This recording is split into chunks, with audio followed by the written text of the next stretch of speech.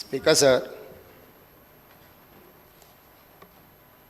మాజీ మంత్రి గారి వాదన, వారి ఆక్రోశం, వారి ఆవేదన చూస్తుంటే ఆల్రెడీ చెర్లపల్లి జైల్లో ఉన్నట్టుగా ఉంది అధ్యక్ష. ఎందుకంటే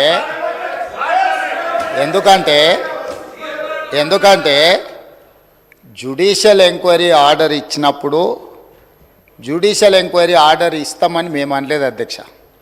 ఇదే సభలో మంత్రివర్యులు కోమటిరెడ్డి వెంకటరెడ్డి గారు కొన్ని అంశాలను ప్రస్తావించినప్పుడు మా నిజాయితీని మేము నిరూపించుకుంటాం, సత్యహరిశ్చంద్రుడు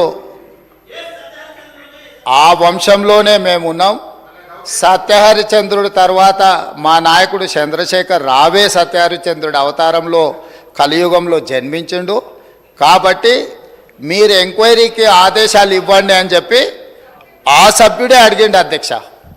సో వారు నిజాయితీని నిరూపించుకోవడానికి, వారు సత్యహరిశ్చంద్రుడి వంశమని తెలంగాణ సమాజానికి అంతా చెప్పుకోవాలని వారు అడిగినప్పుడు వారిని ఎందుకు బాధ పెట్టాలని చెప్పి ఛత్తీస్గఢ్ నుంచి కొనుగోలు చేసిన 1000 మెగావాట్ల విద్యుత్ ఒప్పందము,